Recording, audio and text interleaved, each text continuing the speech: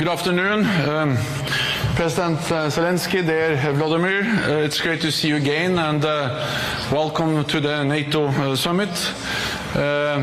It's always a pleasure to meet with you, but in particular when we meet at a NATO summit where allies are so eager to demonstrate the strong support to you and to the people of Ukraine.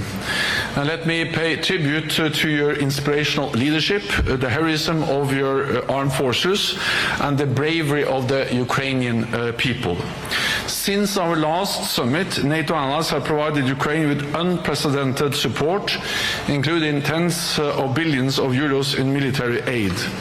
Here in Washington, allies have taken decisions to ensure support for the long haul. Yesterday, we agreed a substantial package for Ukraine. First, NATO security assistance and training for Ukraine. NATO will take over the coordination and provision of most international security assistance, with a command including for air defense and other critical capabilities. These donations will help save lives and help beat back Russian invaders. Fourth, more bilateral security agreements with Ukraine. More than 20 allies and partners have now signed bilateral security agreements with Ukraine, giving Ukraine enduring security commitments. Fifth, deepen military interoperability.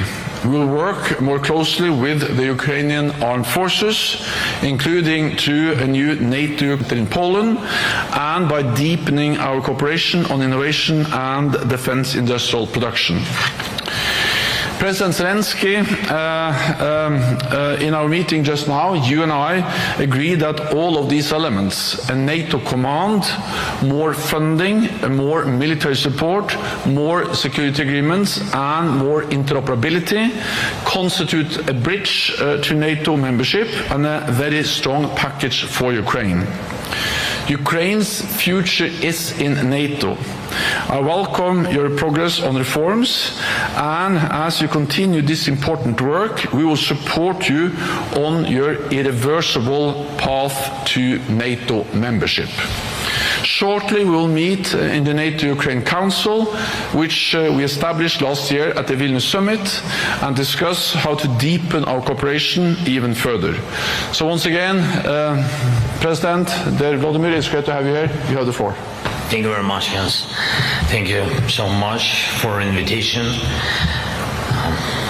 Dear Jens, dear your team, and dear journalists, I'm grateful to you for your attention to Ukraine and for supporting our people and our absolutely just cause, the defense against Russian aggression.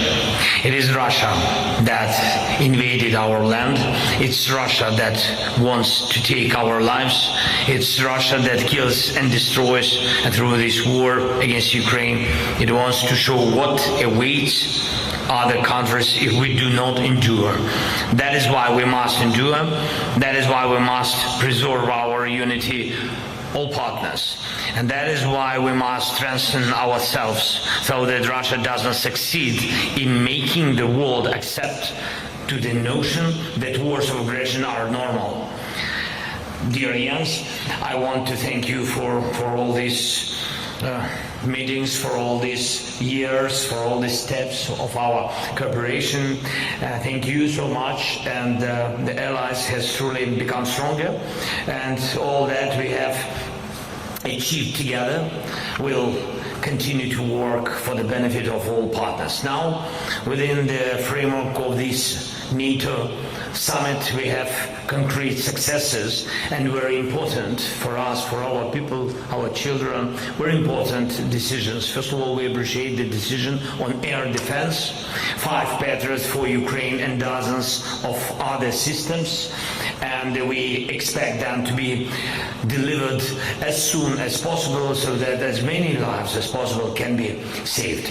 Second, a year ago, we began, you said about it, we began working on a new and strong architecture of security agreements. At that time, the G7 declaration in support of Ukraine was signed, and over the past year, 32 countries have joined the declaration, and today we signed another security agreement, now with Romania.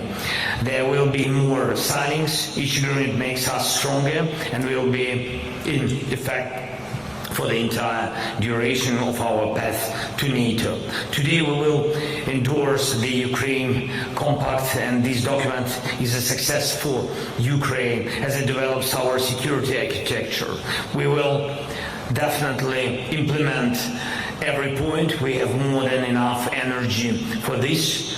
Third, of course, during our meetings with Jens and all other negotiations, we are discussing now how to strengthen our warriors and give our people the opportunity to live normally. We will talk about this today at the meeting of the Ukraine NATO Council, and we are counting on strong decisions. Air defense, F-16s, the permission to hit Russian territories exactly where they are. We will discuss these issues today. Anyway, we will raise up this topic. We already have a decision regarding the NATO mission for Ukraine. This will help us train our soldiers faster and more efficiently, equip our brigades, and develop our defense forces more effectively. We have clear annual financial commitments already in our agreements, as Secretary said, $40 billion, and it's crucial to maintain such support. And all this will help curb Putin's appetite for aggression. And one more thing.